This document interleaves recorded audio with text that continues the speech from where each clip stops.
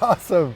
Hey, I'm John Bohlinger with Premier Guitar. We're in Nashville, Tennessee. I'm with Mark Tremonti of the band Alter Bridge right before the sound check.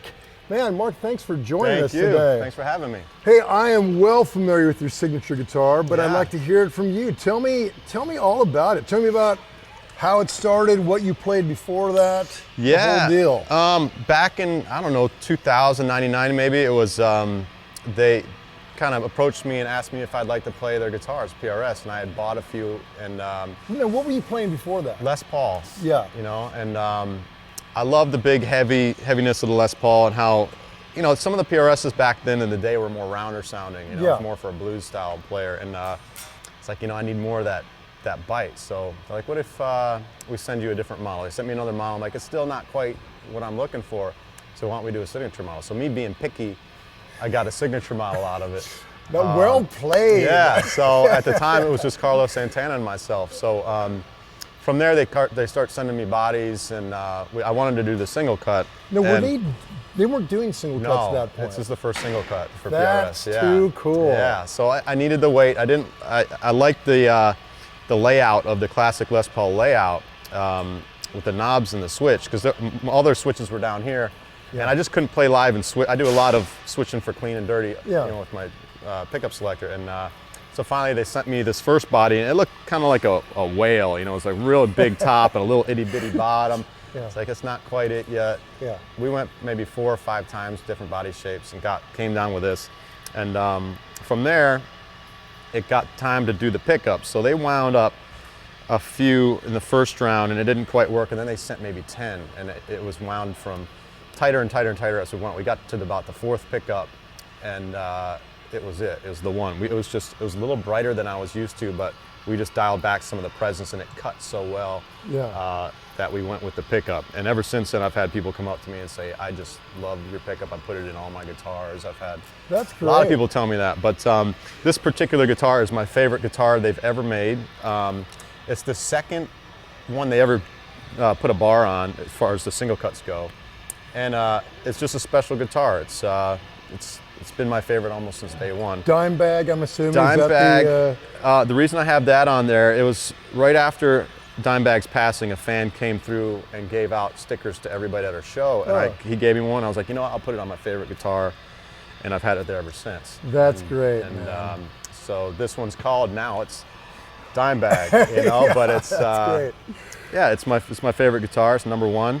I remember my guitar tech came and switched out one of the saddles. It's like, man, you got to keep it all original. I don't want, I want it to be worn. I want it to look used and have its history. So yeah, high miles on that guitar. Same frets, or you?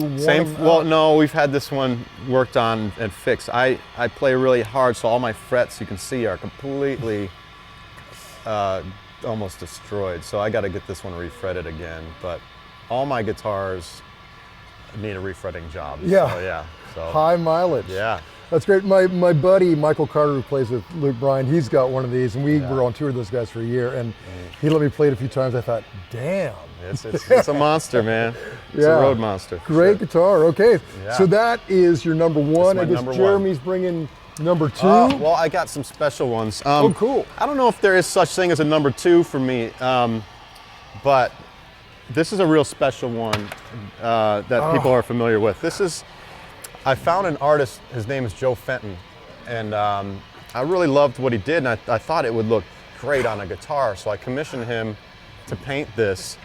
I told him what he did looked to me a lot like Euronymous Bosch. Right. So we took the Garden of Earthly Delights idea, where the top is more of a devilish, hellish scene, and the back is more of a heavenly scene. Right. So you got the Vatican in here and everything, and you got a little less pornographic. Yeah. So the front's more of the hellish deal, and there's a video online where he goes, and I love what he did with the neck. And, that's so cool, man. But there's a video online of him painting this, and I mean, it took him a very long time. He put a lot of detail, a lot of work into it. I love it. And a stop bridge. Yeah.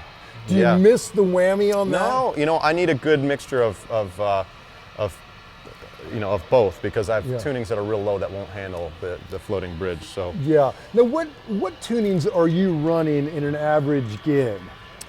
we do standard open D, we do half step standard down, we do half step drop D, we do open D5. Are you ever in E standard? No. No. So it's Never. we got open G, we got Yeah. drop B. Yeah, we you got guys lots of are weird stuff. Low and Yeah, rumbly. yeah. It's got. I mean, I kind of wish that you readers or watchers out there could hear it in the room. It is huge, man. Well, this is only a half step down, this one here. But a lot of our alternate tunings are just a half step down, but Yeah. some of the stuff goes down to B, but that's just the one string for the Yeah. most part in this band. Yeah. But, here's another, Oh wow. this is a one-off. I talked Paul into doing this with me. I went up to the factory and we just started drawing, and we got up on the board, and it's, quasi-explorer-ish type of shape, and we were drawing it, and I asked Paul, I'm like, what if this line is a little different? He gives me the pen, he's like, go up there. So he's like, nice lines, So we drew it. He started it, but we drew it together. And then we had just drawn the body, and I asked him, I was like, I'd love to see the neck on the body. So I grabbed the neck off the desk, and I put it up there, and because the neck sat strangely, I had to turn it upside down so I could do it right up against the thing. And when everybody looked at it, like the upside down headstock and stuff. So this is the only PRS with the upside down headstock. Wow, I didn't know this Yeah. until So now. Wow, that's cool. yeah, so there's two of these in existence. It's the concept guitar. I've got one that's brown with the black stripe down the middle, but this is the only black one, and it plays really nicely. How cool! How cool that Farid Yeah. did that Yeah. with you right there. I have one other guitar I'd like to let's see show it, man. you. Yeah, of course. So this guitar we're announcing here, I think this week. The pre-orders are going to start going out, but this is one of my probably top 3 favorite guitars I've ever owned. It is a baritone hybrid, 25.5-inch scale length. So when you have these bands that are playing down, like in my solo band, I do a lot of stuff tuned way down, a step and a half down, so I can sing, because I can't sing very high.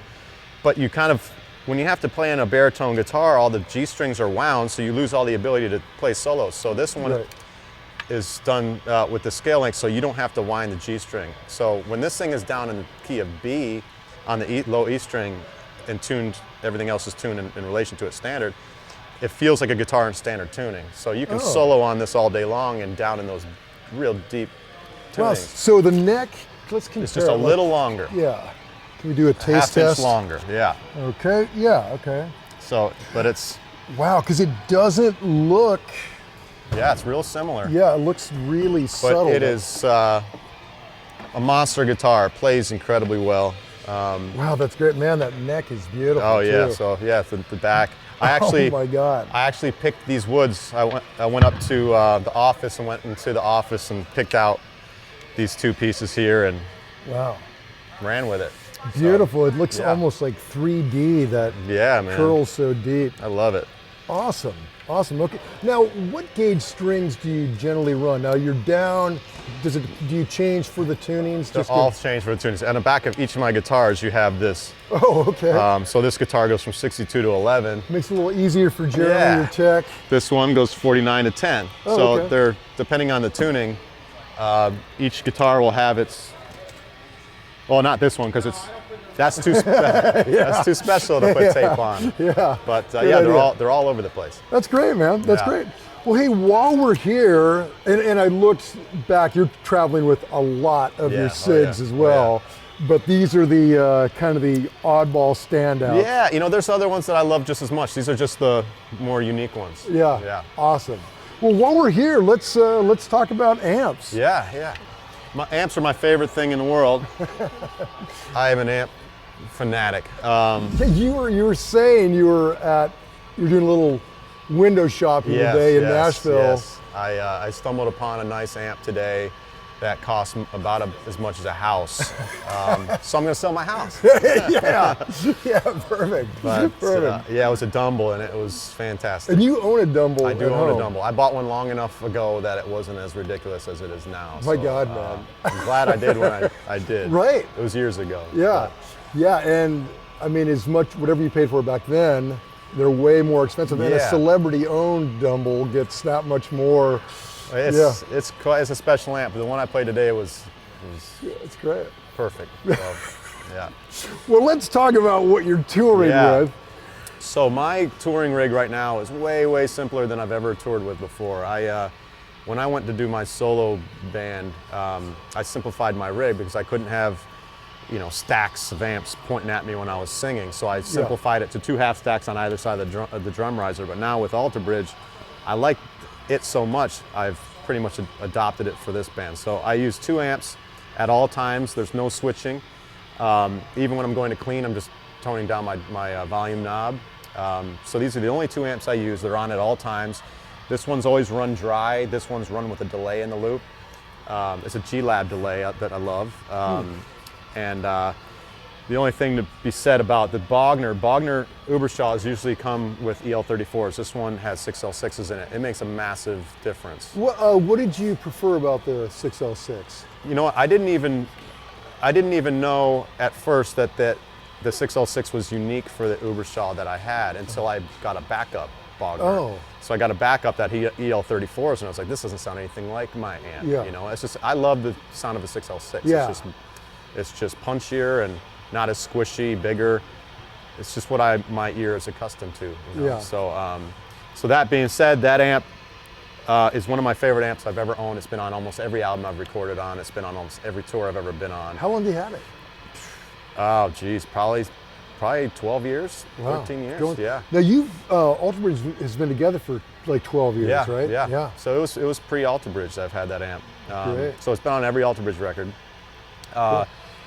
This is just one of the many rectifiers I've owned over the years. I've probably had 10 rectifiers, and this one, it says number 1 A-Rig, so that's my favorite one.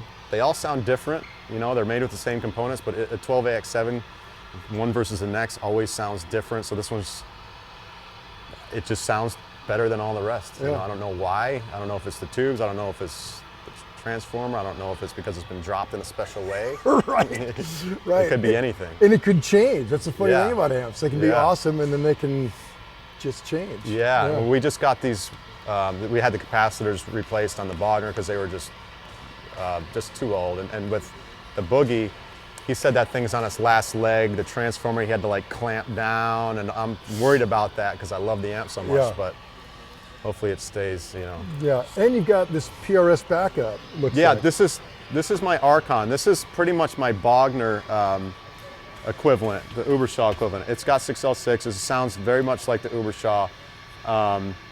This amp is the reason why I considered doing a signature amp with Paul Reed Smith. At first they had these bigger, rounder, more Nashville guitar player style kind of amps. This one, I plugged into it, fell in love with it immediately. It's been on the last 2 records I've recorded. It's a great, great amp. But like I said, I'm doing a signature amp with the same guy who voiced this helped me voice the signature amp that's coming out next in March. Oh, that's great. So this is going to be your SIG? No, this is the Archon. Mine has definitely a different voice than this. Okay. This is what gave me the idea of they're in the ballpark. Started here and and we voiced it from there. Kind of the same principle with your guitar. Yes, they started someplace. And exactly. But if you hear the 2, they're very 2 distinct amps. And I don't want to overlook these cabinets. When I was on tour years and years ago, Mesa Boogie only made the slant cabs, and I had asked, I'd like the straight back cabs. I want, I like the sound of them better, and so these were the very first ones they made of the straight back cabs. Wow, cool. As far as they told me, and these are so worn in, and so they just have a special sound to them. So when I go and record records, I bring these cabinets in. Do you know what they're loaded with? Vintage 30s, the English vintage 30s, not the, today they're all loaded with Chinese vintage 30s. Cool. And the English ones are just, to me, it's all subjective, but I like the English vintage 30s. Yeah. So, and like I said, they've been beat up so much they just sound great now. Yeah. But other than that, I got what's on the ground in front of me. Cool. Let's talk pedals. Yeah. All right, so let's talk about this lean and mean pedal board. You're a 1/4-inch guy. I'm a 1/4-inch guy. I don't like the wireless. I'm a purist. I like I don't like any of these amp modelers. I don't like any of the digital packs. I like everything real, like it is in the old days. You know? It just, to me, it sounds better. Everybody says, you know, the wireless packs don't sound any different. Yes, they do. I think they do. Yeah, I think they do too. The Kempers versus a real amp, they sound different. You can say all day long they don't, but they do. I've heard it a million times. But I don't want to trash talk, but so my setup is super simple. I have a wall over here just so I can play for those people. Good. Versus my wall over here where I can play for these folks. You know? Good. But, and then I go into my hand-wired tube screamer. Now, tell me about this wall. This is your SIG? This is my signature. It's a Morley Mark Tremonti power wall. They call it the power wall because it was it's built with boost, like a overdrive boost here. Yeah. And you can just dial it off if you don't want any boost at all in there. But usually when I'm using a wall, I'm doing lead stuff, and sometimes I'll just leave the overdrive off and just use the overdrive from my wall. Sure. So the hand-wired tube screamer, I've probably bought, just like everybody else, 20 different overdrives over the years, and I've had the Klon Centaur, I've had all the hyped up pedals, but this is my favorite one. Tried and true. Tried and true. I've done the blind taste test where my buddies standing in the other room stepping on them all. I'm like, that's my favorite. And tone all the way down on it. Yeah, you know what? Michelangelo Badio is a buddy of mine, and he stayed at my house one night, and he brought his overdrive pedal, and he left it there, and I'm like, I was talking to him, like, why do you have the overdrive and the level on max, and you have the tone all the way off? He's like, that's just how I like it. And I tried it. I was like, hey, it actually works. When you turn the tone all the way off, it doesn't really darken your tone that much. It just works. You just get that kind of, you lose that buzzy bit up top. And there's not, when you turn the level and the overdrive up on a tube screamer, you're not obnoxiously raising anything. It's just kind of a little boost. You know? Yeah, and they're really made to get a semi-dirty amp just up a bit. It's a subtle change. So even when you're diming it, it's not too much, especially at the levels we play and the high gain stuff we do. Yeah. Like I said, if I was at home in the studio or playing on a boutique amp or something, I'd switch it, but not for this setup. Yeah. The Dunlop Univibe, I love that pedal. I don't think they make it anymore. Those are great. That's my favorite Univibe. Built like a tank. That will last forever. And I bought the full tone Deja Vibe, and Miles loved it. So I was like, you can actually have my full tone Deja Vibe, because this is what I'm used to. I love the Deja Vibe as well, but I love this. T-Rex, Octavius. T-Rex does my phaser pedal, which I don't have out with me right now. This is where it should be going right here. But the Octavius pedal is my favorite octave pedal. It's got a boost on it as well. It sounds good when you do chords on it. You know, some octave, you know, they freak out when you do more than one note. Yeah. But this that one, polyphonic thing. But this one sounds great. Best one I've heard. So great. I like the Pogs as well, but the Octavius is probably my favorite. Great. And the fuel tank. For the power, and that's it. So I don't use any digital stuff. It's just all. That's great. This is it. Well, it sounds great, man. Hey, and congratulations. Great meeting you. Thanks for taking a minute. I know you've got to run to sound check. Thank you, man. Yeah.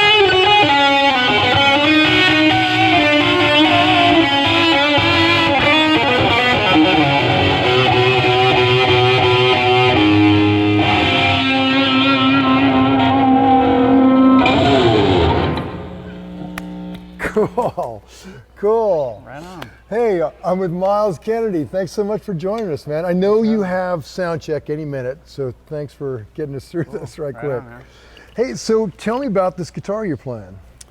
This is just a PRS SC 245, which I fell in love with these probably about, I think 2007, right in that area. We were doing the Blackbird record, and actually we started the tour, and they sent one, and it basically became my main guitar. It was like Tobacco Sunburst. And that's in the other rig right now. It's in Europe right now, so this is what I'm using here in the States. But it's pretty much the same. You know, they're very consistent, and I always know what I'm getting. And man, I love the way you're able to just through changing pickups go from really a great, clean, warm sound to a dirty sound with volume and pickups. It's great, man. Yeah, they're very dynamic guitars, and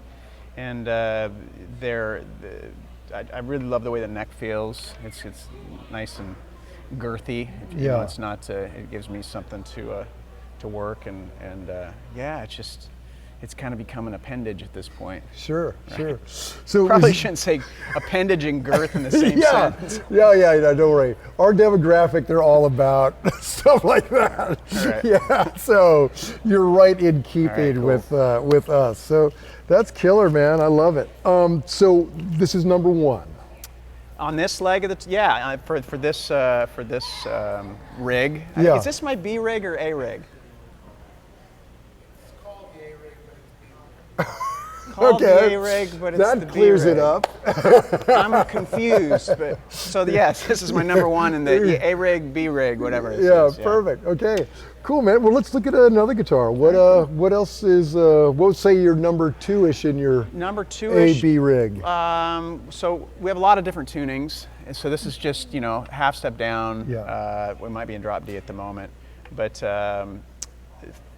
when we have guitars where we tune down, we tune the E string down all the way to A sharp, I believe. And so let's grab that guitar, the drop B one. We just call it drop B, even though technically it's drop B flat or drop A sharp.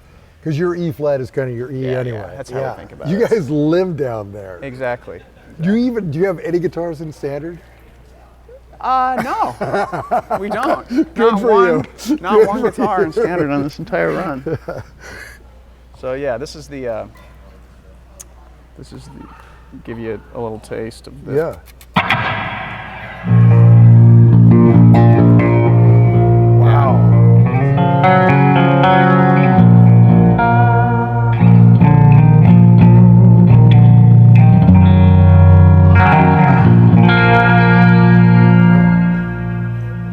Is that technically a baritone or just? No, it's just standard up here, or half step. We call it standard. Yeah. But it's just E flat, B flat, G flat, D flat, A flat, and then B flat. So. Wow. Yeah, it's amazing how that A flat is so like ringy and clear. Yeah, it works well when you slap a little gain on there. Yeah.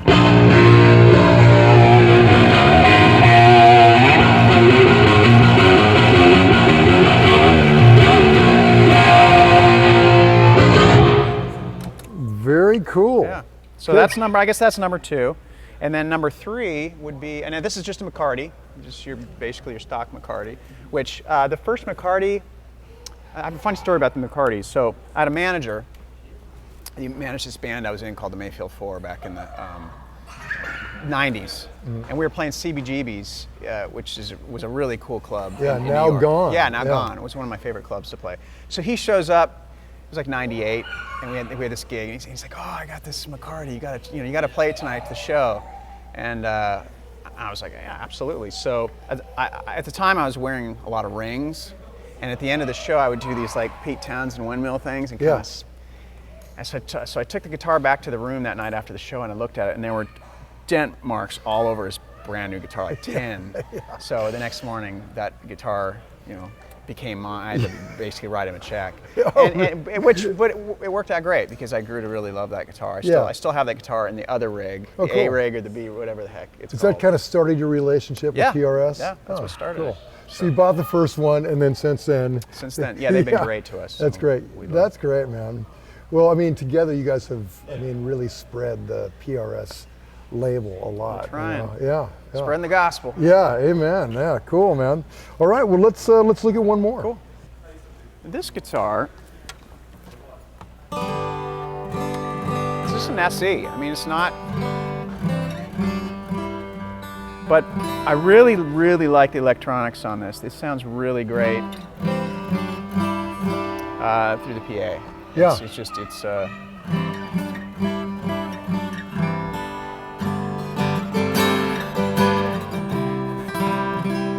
obviously we're not plugged in right now, but yeah. Really chimey though in the room. That's great. Yeah, this is great. Cool. Great guitar on the road. So you just run that straight into a DI and call it good? Call it good. Great. Keep it simple. Well, hey man, let's, that covers guitars. Let's talk about these pedals. Cool. Yeah, so this is, some of these pedals I've used for a long time. This line 6, the Modulation modeler, I discovered those probably around 2000, the Mayfield 4 record. And I believe it's the tri-chorus setting that I use here, and it's kind of become my main, like,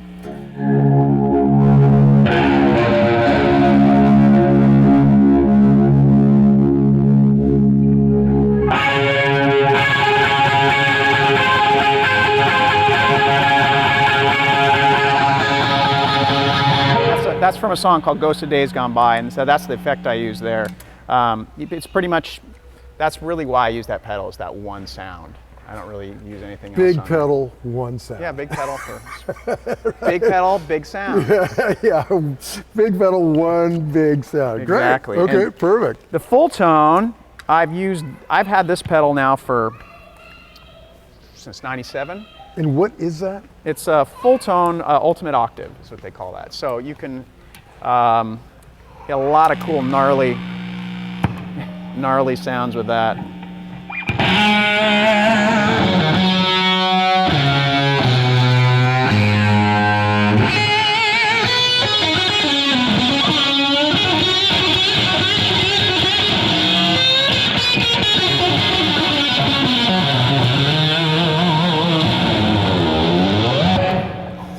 Definitely an offensive sound. Yeah, like not that. a sweet. No, it's not great. a It's sweet tone.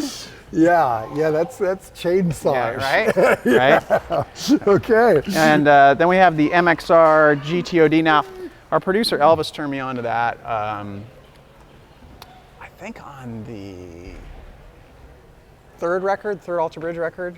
So for leads, that became kind of the Those are pedal great. du jour. Yeah. A great consumer pedal that like a kid with a paper route could buy. Right. And sounds amazing. I love those pedals. Yeah, they sound great, and they don't change the tone too much for the lead stuff. So yeah, if you've pretty got, transparent.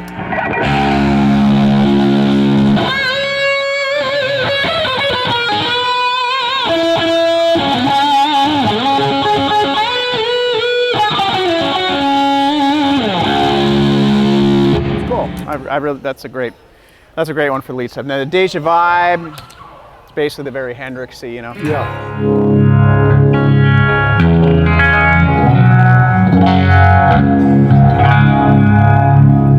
We have a song called Blackbird, and on the solo for that, that's the pedal that I kick on in conjunction with the GTOD. Cool. And the good old Boss tuner. The 2, I guess, or 3 maybe. I can't remember which one. 2. This is. Yeah. Yeah, cool. And this kind of is a nice segue to our amp talk. So what are you running? Now your amps are kind of buried in back a little bit, but so what are you running? I use the Diezel Herbert, and the thing is built like a tank. Yeah. So it's. How many channels do those have? 3. Okay. I use all 3. I use some. It kind of depends on my mood. You can take my rhythm channel.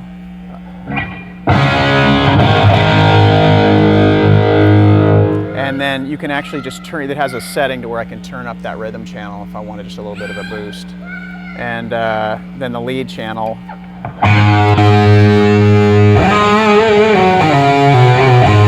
Which has a little more gain. Yeah. I can't say enough about those Diezels. I mean, we never have problems with them. Yeah. We tour the world, and so I swear by those amps. Killer. Yeah. And you run into those two 412s. Yeah. What are they, the Diezel, what are they Celestian 30s in that? No, or? tone tubbies. Oh, really? Yeah. Okay. Tone tubby. They work really well. It's just the right combination with those heads. Yeah. It's just they're voiced perfectly for them.